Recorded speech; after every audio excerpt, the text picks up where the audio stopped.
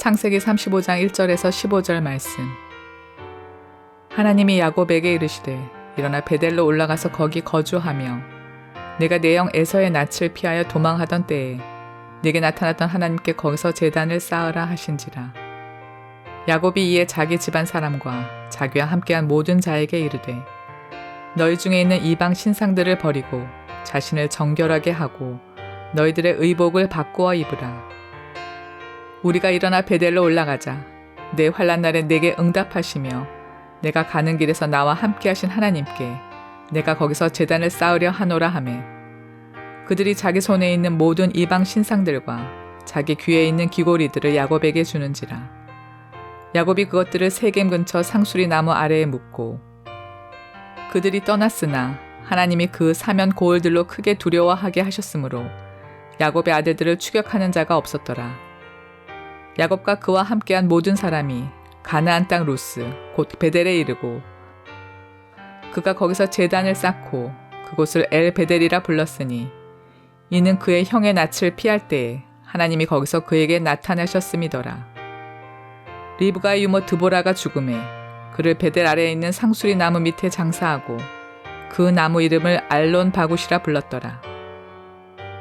야곱이 밧단 아람에서 돌아오매 하나님이 다시 야곱에게 나타나사 그에게 복을 주시고 하나님이 그에게 이르시되 내 이름이 야곱이지만은 내 이름을 다시는 야곱이라 부르지 않겠고 이스라엘이 내 이름이 되리라 하시고 그가 그의 이름을 이스라엘이라 부르시고 하나님이 그에게 이르시되 나는 전능한 하나님이라 생육하며 번성하라.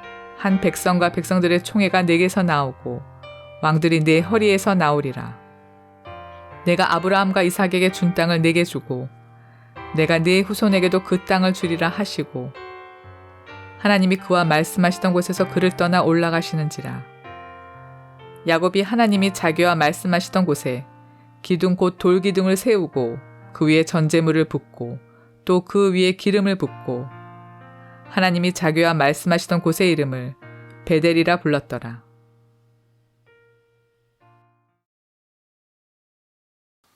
어떤 문제를 이렇게 만났는데 참 난감해요. 어떻게 결정해야 할지 잘 모르겠고 무엇을 선택해야 할지 참 난감합니다. 자, 그런데 만일 그 사람이 우리에게도 이제 가끔 있는 일이에요. 매일 성경을 하고 있어요. 날마다 하나님 말씀을 보지 않습니까? 근데 정말 기가 막히게도 바로 그날 내가 꼭 필요로 하는 말씀을 만난 거예요. 여러분 이런 경우가 있지 않습니까? 하나님께서 말씀을 통해서 하나님의 뜻이 무엇인가를 우리에게 가르쳐 주시는 거죠. 그래서 그 말씀을 내 마음에 와 닿는 그 말씀을 내가 하나님의 음성으로 생각을 했습니다. 그리고 그것을 받아서 문제를 이제 선택을 해야 되니까 선택을 하고 결정을 했어요. 그러니까 그럴 때 하나님 말씀은 그냥 막연한 말씀이 아니죠. 일반적인 말씀이 아니죠. 꼭 내게 하시는 말씀이에요. 그리고 어쩌면 그렇게 하나님이 마치 내 특별한 상황을 알고나 있는 것처럼 그렇게 말씀이 다가온 때가 있어요. 이럴 때 하나님의 말씀은 그야말로 가뭄의 단비와 같지요. 하나님께서 내게 말씀을 주셨다라는 확신을 가지고 결정을 하니까 마음도 편하고요. 자, 그런데 그럴 때 이 말씀이 나를 어떤 방향으로 인도하는가, 그 결과가 뭔가 그렇게 선택하고 결정했을 때 보면 말하자면 표현을 한다면 어떤 경제적인 이득 이쪽은 아닌 경우가 또 많아요. 경제적인 이득이라기보다는 영적인 이득, 내 영혼의 이득. 말하자면 내 영혼이 살고 하나님과 나와의 관계가 다시 회복이 되거나 아니면 그 관계가 강화가 되는 그런 방향으로 하나님께서 우리를 인도해 가시는 경우가 많습니다. 지금 오늘 본문이 그런 거예요. 지금 야곱이 지난 주에 봤지만 참 난감한 처지에 놓이게 되지 않았습니까? 바로 그 세겜 사건이죠. 하나밖에 없는 딸 디나가 그쪽에 그 추장 세겜에게 겁탈을 당하고 그 일로 인해서 시므온과 레위가 그 사람들을 속이고 할례를 받게 하고 할례 받아서 사흘째 되는 날 한참 아파하고 있을 그때에 칼을 들고 가서 그 부족들을 완전히 몰살을 시켜버렸어요. 이제 큰 일이 벌어지게 된 거죠. 자, 그러니까 이 일로 인해서 야곱과 야곱의 가족들은 거기에 뭐 가나안 족속이 히위 족속만 있는 게 아니잖아요. 주변에 이런 족속도 있고 저런 족속도 있고 가나안 뭐 7족속을 말하지 않습니까? 그러니까 마치 그 밖에서 굴러온 돌이 박혀 있는 돌을 빼낸다 하는 식으로 이 소문을 금방 다 퍼졌을 거 아니에요. 그 주변에 다른 가나안 족속들이 이제 야곱과 야곱의 가족을 표적으로 삼지 않았겠습니까? 그래서 이제 야곱의 가족이 이번에는 몰살을 당할 그런 위험에 처하게 된 거지요. 실제로 그 34장 30절을 보면 야곱이 그 자식들에게 그냥 한탄을 해요. 너희가 나로 하여금 화를 입게 만들었다. 화를 입게 만들었다. 이제 이 주변에 있는 족속들에게 이 일이 다 알려졌으니 가만히 있겠는가? 그 족속들이 연합 세력을 이루어서 우리 가족을 다 몰살시킬 것이다. 나도 죽고 너희도 죽고 우리 가족은 이제 끝이다. 이러면서 한탄하는 그런 장면이 나와요. 여러분, 그런데 이 사건을 다시 한번 영적인 관점에서 생각을 해보면 우리 그 흔히 하는 말처럼 사필규정이라는 말이 있지 않습니까? 그러니 일어날 수밖에 없는 일이다, 이런 뜻이에요. 이런 식으로 계속 가다 보면, 이런 식으로 가나안 족속들하고 섞여서 살다 보면 어차피 뭐 형태는 다를지 모르지만 이와 비슷한 일이 일어나게 되어 있다. 말하자면 우리 성도들이 세상 한복판에서 살아가고 있을 때에 어쩔 수 없이 벌어지는 충돌이 그겁니다. 성도들은 하나님 백성 공동체잖아요. 그런데 여기 이제 바깥에 나가면 어떻습니까? 거기는 우상을 섬기는 우상 공동체라고 그럴까요? 그야말로 세속 공동체라고 그럴까요? 빛과 어둠처럼 섞일 수가 없는 거지요. 여기는 영적인 문화를 가지고 있는 사람들이고 저 바깥에는 가나안 문화입니다. 어둠의 문화예요. 세속 문화예요. 그러니까 뭐 이게 어울릴 수가 없지요. 어디선가는 삐걱거리기 마련이고 어떤 경우에는 충돌과 갈등을 갖고 뭐 둘 중에 한쪽이 깨지지 않을까 이런 생각이 들어요. 근데 이 성경을 보면 오늘 본문하고 지금 이 문맥, 이 창세기 문맥이 뭘 보여주는가 하면 심지어 우리 상황하고 아주 유사한 데가 있습니다. 우리가 사는 데가 어디입니까? 24시간 교회 안에서만 살 수는 없잖아요. 그저 하나님의 백성 공동체 안에만 머물면 좋을 텐데 우리끼리 그냥 예배하고 우리끼리 그냥 서로 위로하고 기도하고 여기가 수도원은 아니잖아요. 주일날 모이고 금요일 모여서 힘을 얻지만은 끝나고 나면 또 바깥으로 세상 안으로 들어가야 되지 않습니까? 가나안 문화 안으로 들어가서 또 우리가 거기에 적응도 하고 시달리기도 하고 갈등도 하고 충돌도 하고 때로는 투쟁도 하고 이러면서 살아가지 않습니까? 대부분 성도들이 다 그래요. 자, 그런데 이렇게 살아갈 때에 성경을 보면 이제 두 가지 극단적인 결론이 이제 보여져요. 하나는 뭔가 하면 성도가 이 가나안 문화, 세상 문화에 완전히 굴복을 해버리는 겁니다. 완전히 이제 빛인데 어둠에 먹혀버리는 거예요. 여러분, 지난번 우리가 봤던 것처럼 이 사건의 발단이 뭐였습니까?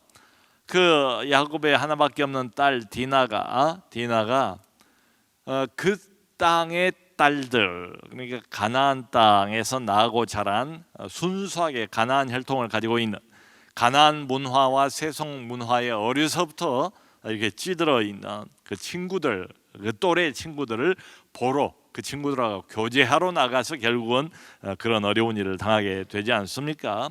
그런 거예요. 어쩔 수 없이 가나안 세상 문화 한복판에 살면 그 영향을 받게 되어 있어요. 그러다가 자칫 잘못하면 영적인 영향, 아버지 야곱으로부터 들은 하나님에 관한 이야기, 위로부터 오는 은혜의 영향을 계속 받으면 좋은데 그 영향만 받는 게 아니고 우리 아이들도 마찬가지죠. 교회 나오는 시간은 겨우 뭐 한두 시간 정도, 그리고는 대부분의 많은 시간을 세상 한복판에서 아이들이 살아가지 않습니까? 이리저리 휘달리면서 말이지요. 그래서 자칫 잘못하면 저쪽으로 넘어가 버려요. 그러니까 빛이 어둠에 완전히 굴복해버리는 이런 일들이 비일비재하게 일어납니다. 오늘 우리가 읽지는 않았습니다만은 그 읽은 본문 조금 뒤에 가보면 그 35장 22절에 기가 막힌 이야기가 나와 있어요. 그 땅에 계속 거주를 하면서 무슨 일이 벌어지는가 하면 여러분 야곱의 첫 아들 장자가 누굽니까? 르우벤이죠. 근데 르우벤이 자기 아버지 야곱의 첩인 빌하와 동침을 했다라는 이야기가 여기 기록이 되어 있습니다. 참 성경이 너무 민망한 이야기까지도 숨기지 않고 이렇게 기록하고 있어요. 우리의 영적인 유익을 위해서 그런 거겠죠. 우리가 어떤 존재인가를 하나님께서 이렇게 적나라하게 보여주신 것 아니겠습니까? 참 이게 웬일입니까? 이 빌하는 이제 라헬, 야곱이 특별히 사랑했던 라헬의 시종, 라헬의 그러니까 몸종이었어요. 근데 빌하도 결국 이제 첩이 되지 않습니까? 그렇게 해서 야곱의 아들들 낳아요. 근데 그래도 아버지의 첩인데 이 빌하와 이 동침을 첫 아들이 장자가 그야말로 폐륜이죠. 근친상간이죠. 이게 뭐겠습니까? 가나안 문화의 영향이에요. 달리는 설명이 안 돼요. 하나님께서 이런 것을 좋아하시겠습니까? 그야말로 저주를 받을 일이지요. 심판을 받을 일이지요. 이 가나안의 문화의 특징이 뭔가 하면 세상 문화의 특징이 지금도 마찬가지입니다. 항상 쾌락을 추구해요. 쾌락을 어디까지 추구하는가? 극단까지 추구를 해요. 그게 세상 문화의 특징입니다. 모든 세상 문화는 절제가 없어요. 규정이 없어요. 도덕의 울타리도 벗어버려요. 하나님의 하자도 언급하기를 꺼려해요. 자기들 마음대로 쾌락을 할 수 있는 데까지 극단까지 추구를 하는 게 세상 문화의 특징입니다. 그러니까 장자니까 일종의 그 가족에 대한 책임도 있지 않겠어요? 그리고 어려서부터 하나님에 대한 이야기를 듣기는 들었을 겁니다. 그럼에도 불구하고 가나안 문화의 마음을 열고 가나안 문화의 영향을 계속 받다 보니까 이렇게 돼버려요. 그러니까 이 가나안 땅에서는 이런 게 아마 비일비재했던 것 같아요. 너도 나도 이 집이나 저 집이나 어떤 기준 없이 그냥 하고 싶은 대로 하는 거예요. 그게 여기까지 와버리고 말았다.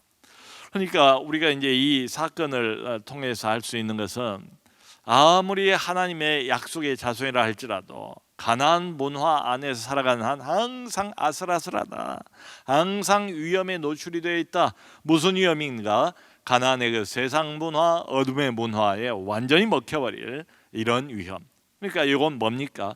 완전히 한판 붙었는데 세상 문화에 굴복해버리고 마는 경우지요. 자, 그런데 또 한 가지 이제 극단적인 결론은 뭔가 하면 이제 반대예요. 저 세상 문화, 저 왼수, 저 어둠의 문화, 하나님을 반대하는 저 문화, 이렇게 생각을 하면서 완전히 파괴를 시켜버립니다. 이건 상대를 하면 안 되는 문화야. 짓밟아 버리는 거예요.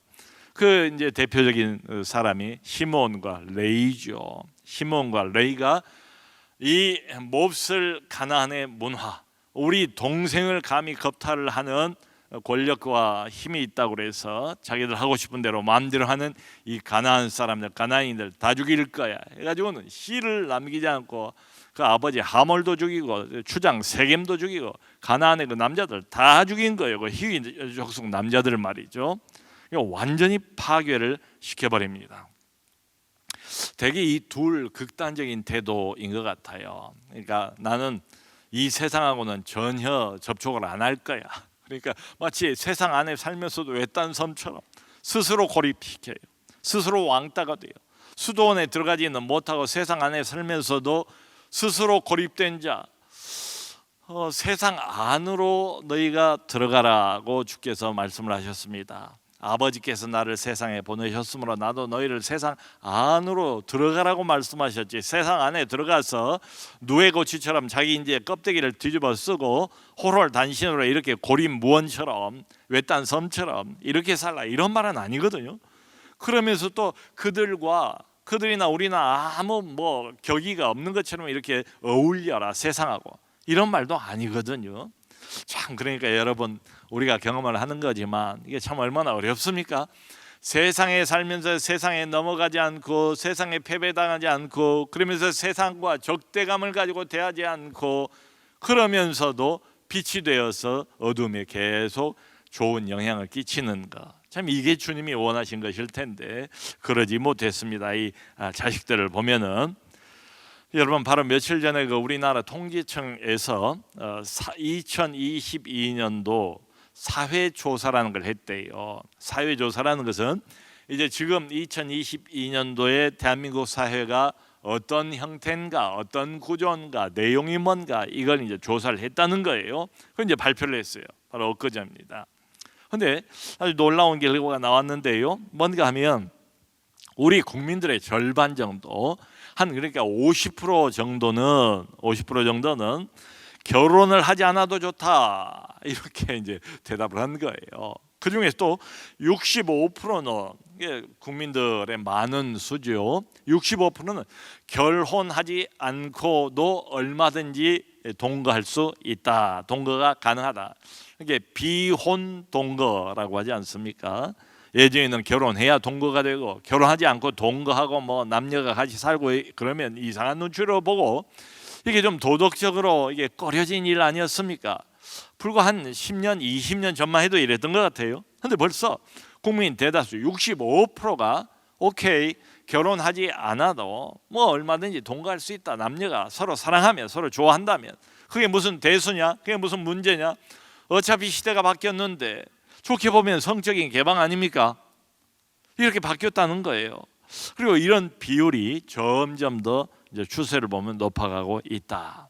또 하나 이제 곁들여 가지고 뭐가 이제 발표가 되는가 하면, 절대로 결혼을 한번 했으면 이혼해서는 안 된다. 이게 2014년도, 지금부터 8년 전에는 그렇게 대답한 사람들이 44%예요. 그러니까 약 50% 되잖아요. 한번 결혼을 했으면 어려움도 있고 고달픈 것도 있고 배우자가 마음에 안 드는 것도 있고 그러지만, 이혼했으면 살아야 된다. 결혼했으면 절대 이혼하면 안 된다. 이게 44%인데요. 올해 8년 뒤에 조사를 해보니까 이게 27%밖에 안 된대요. 그러니까 8년 사이에 이혼할 수 있다. 뭐 마음에 안 들면, 정 살기 어려우면, 앞으로도 살 날이 많은데 평생 동안 이 사람하고 어떻게 살냐, 그러면서 이혼의 찬성표를 던진 사람이 훨씬 많아졌다는 거예요. 17%가 많아진 거예요. 44%에서 27%. 그러니까 이게 뭡니까? 이렇게 보면 73% 국민의 대다수는 언제든지 수 틀리면 살다가 이혼할 수 있다. 나 이혼 찬성, 나는 비록 안 한다 할지라도 정말 못 살겠으면 이혼해야지. 그럼 뭐 그렇게 사는 게 무슨 부부 관계냐? 그게 과연 행복한 가정이 되겠느냐? 뭐 등등 이런 이유를 들어서 여기 찬성을 이제 한 거지요. 자, 여러분, 이걸 보면 일단 우리 사회가, 한국 사회가 많이 변했다, 이 부분에 대해서. 근데 이 부분이라는 게 이게 성적인 부분이고, 결혼에 관한 부분이고, 남자와 여자 배우자가 함께 사는 부분이고, 한마디로 이게 뭡니까? 가정에 관한 부분이죠. 단순히 무슨 성적인 취향에 관한 부분으로 그치지 않을 거예요. 이게 결국은 가정에 관한 이야기고, 가정이 파괴되면 이게 어떻게 되겠습니까? 가정은 우리 모든 인류의 어느 사회나 다 최소 단위가 가정 아닙니까? 인간 관계의 최소 단위, 가장 중요한 단위, 가장 기초가 되는 단위가 가정이에요. 여러분, 가정이 무너져 버리면 어떻게 될까요? 이 사회가 그 위에다 뭘 올려놓는다 할지라도, 이렇게 가정 자체가 늘 아슬아슬한 이런 사회라면은 결국은 우리가 그동안 쭉 이게 참 유지해 왔던 가장 기본적인 도덕률들이 다 여기서부터, 사실은 가정에서부터 다 무너진 것 아니겠는가? 이게 단순한 성적인 취향의 이런 문제 훨씬 더 이상이다. 그러니까 이미 우리를 감싸고 우리를 안전하게 보호하고, 어떤 의미에서는 이 사회를 안전하게 지켜주었던 그런 기본적인 도덕률이 이미 여기저기서 무너지고 있다. 그래서 여기 계신 나이가 좀 드신 분들에게는 이런 통계, 이런 이야기, 65%나 된 사람이 결혼 안 하고 남녀가 이제는 버젓이 동거해도 오케이, 그럴 수 있다. 참 나이 드신 분들에게는 너무 낯선 이야기이지 않을까. 또 특별히 신앙을 가지고 있는 사람들, 성경의 윤리를, 하나님의 말씀을 그대로 받아들인 이런 사람들에게는 굉장히 낯선 이야기들일 것 같아요. 여러분, 어쩌다가 우리 대한민국 사회가 여기까지 왔지요? 이게 뭔가 영향을 받았으니까 지금 이게 차츰차츰 이렇게 통계가 바뀌는 거 아니겠어요?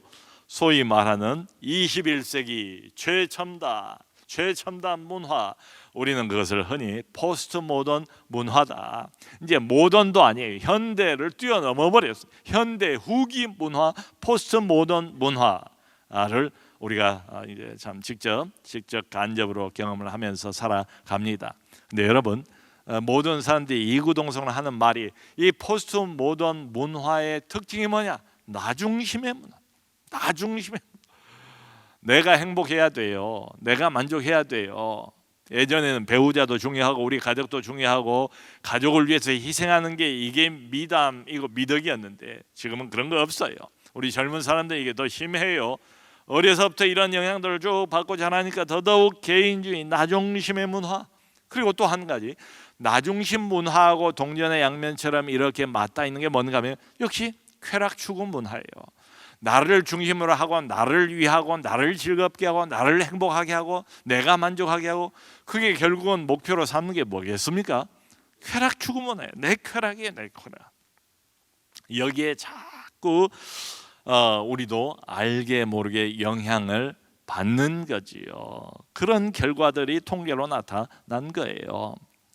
과연 성경이 이런 것을 지지할까? 하나님께서 이런 통계, 이렇게 변해간 대한민국 사회, 또 거기에 영향을 받고 있는 하나님의 백성들과 교회를 즐겁게 바라보실까? 그럴 리가 없지요.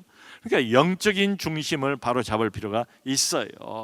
여러분, 아까도 말씀드렸지만은 이렇게 가나안 문화의 영향, 세상 문화의 영향을 자꾸 받다 보니까 결국은 디나 사건도 생기게 되는 것이고, 그리고 루벤 사건도 집안 안에서 말이에요.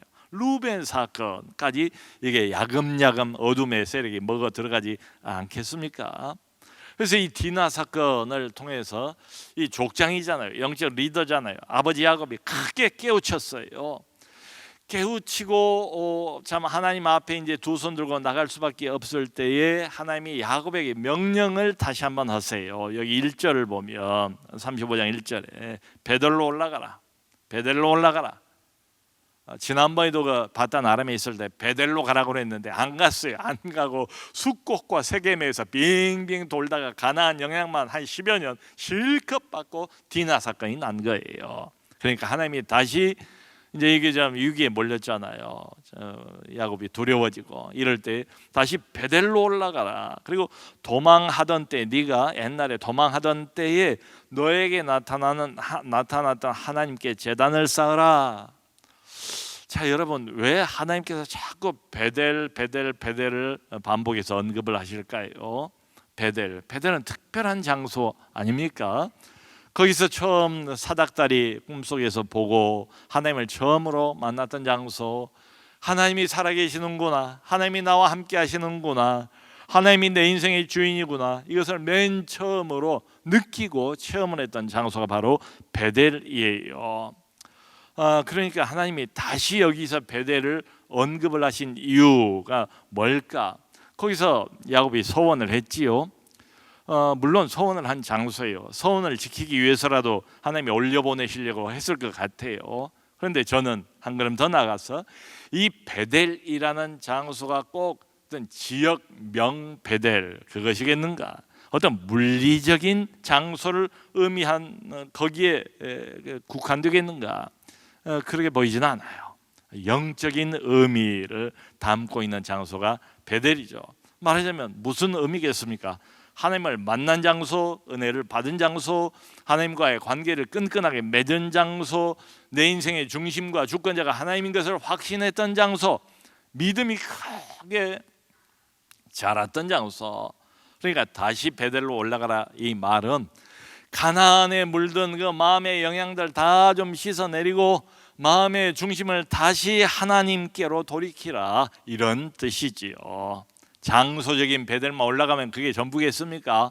그리고도 얼마든지 나쁜 짓 할 수 있잖아요. 그 장소 가서. 그 이야기가 아니고 네가 나를 처음 만났던 장소, 살아계신 하나님께 경배했던 장소, 은혜를 받았던 장소, 언약의 자손으로 나와 관계를 끈끈이 맺었던 그 장소로 다시 돌아가라. 마음의 중심을 하나님께서 지적하시는 내용이죠. 여러분, 우리는 나도 모르게 그야말로 참 나도 모르게 세상 문화 영향을 받아요. 눈에 보이는 게 다 세상이잖아요. TV도 세상, 인터넷도 세상 이야기, 귀에 들리는 무슨 음악도 다 세상 음악들, 이런 것들로 하다 유행도 다 세상 유행. 그러니까 뭐 이게 뭐 보이는 거, 들리는 거, 만나는 사람들 모두가 다 가나안 문화의 그 최첨단을 살아가고 있는 그야말로 세상이죠. 세상 한복판 우리가 살아가요. 그러니까 나도 모르는 사이에 나뿐만 아니라 우리 아이들도 뭐 모르는 사이에 세상 가치관, 세상 우상이 중심이 돼버리고 말지요. 하나님 중심을 잃어버려요. 그러다가 어떤 문제를 만납니다. 어떤 어려움이 와요. 지금 야곱의 경우처럼 이런 생각을 해보게 돼요. 하나님이 가끔 내 인생에 이렇게 허락하시는 어떤 모종의 어려움, 어떤 문제는 바로 이 사인이 아닌가. 세상 문화를 떠나서 베델로 올라가라. 나를 만났던 처음 그 장소로 나아가라. 하나님 중심의 신앙을 다시 회복하라. 그러니까 지금은 야곱이 이런 의미에서 야곱과 이제 야곱의 그 가족들 전체가 하나님이 어디에 계시는가 하면 집안 중심에 계시질 않아요. 비유를 하자면 집안 저쪽 구석지에 지금 밀려나 있어요. 우리 하나님이 저 제일 그 캄캄한 잘 보이지도 않는 어두컴컴한, 그러니까 내 인생의 변두리로 하나님을 몰아내 버렸어요. 일부러 그런 건 아니지만 세상 영향이 자꾸 들어오니까 하나님이 밀려서 그쪽으로 지금 하나님께서 그 변두리에 가 있는 그런 셈이에요. 근데 그때에 만난 큰 어려움이나 문제는 바로 이런 사인 아닌가. 다시 너의 인생을 하나님 중심으로 재편성하라.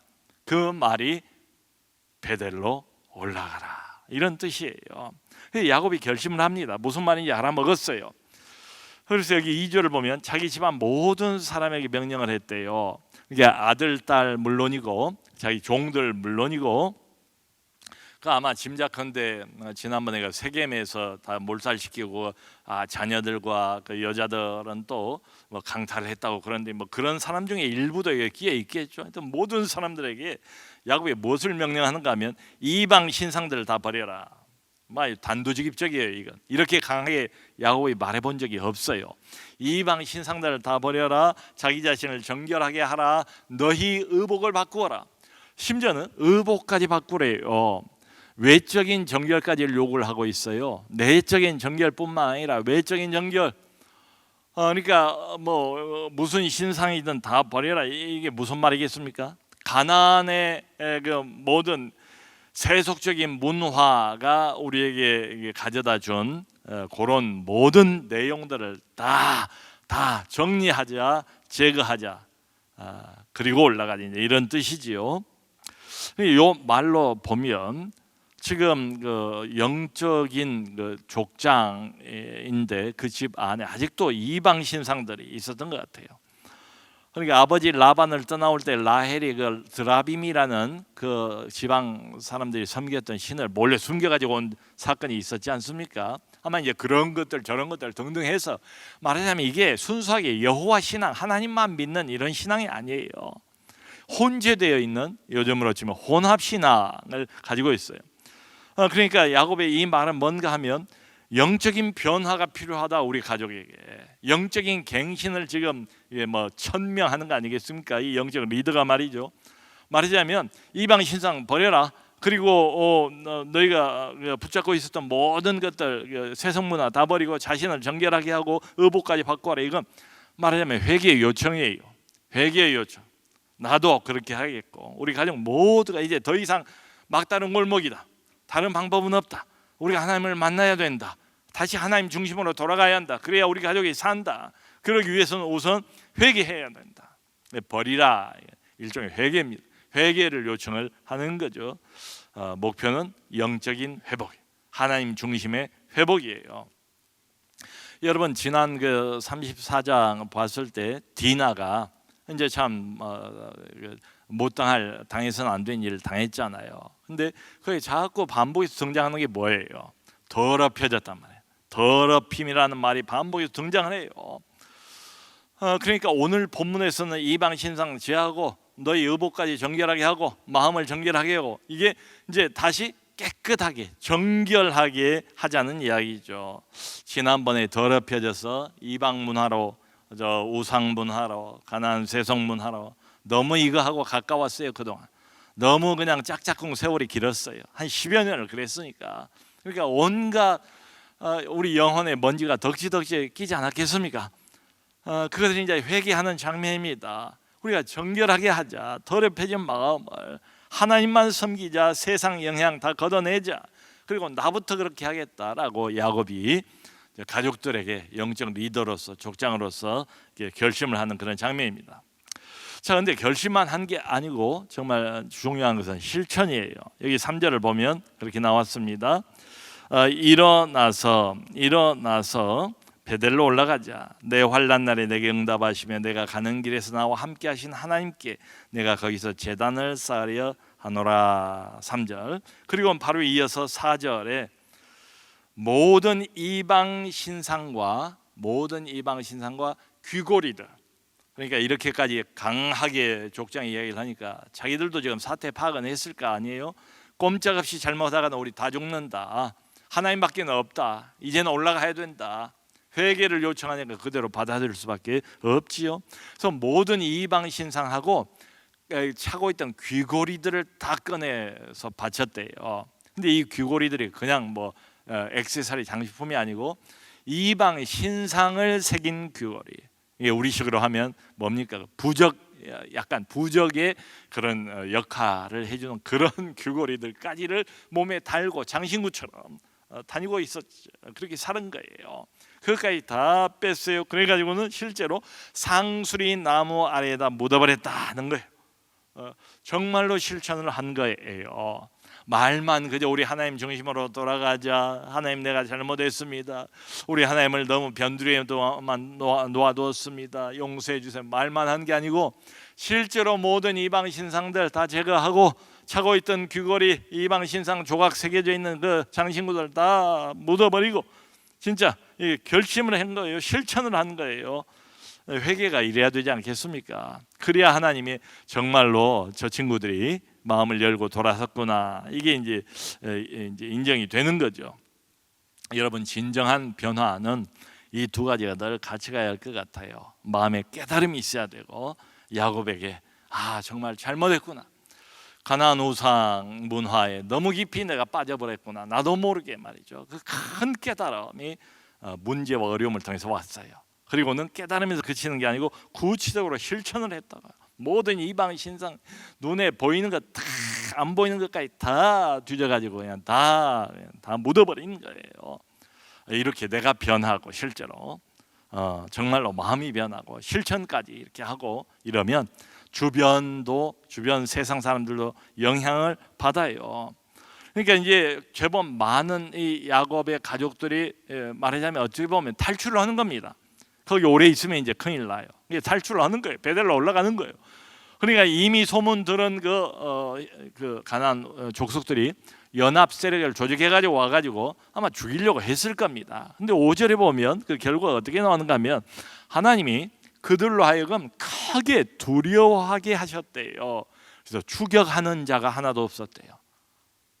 여러분 이렇게 이 메시지가 우리에게 주고 있는 참 의미가 있지 않습니까?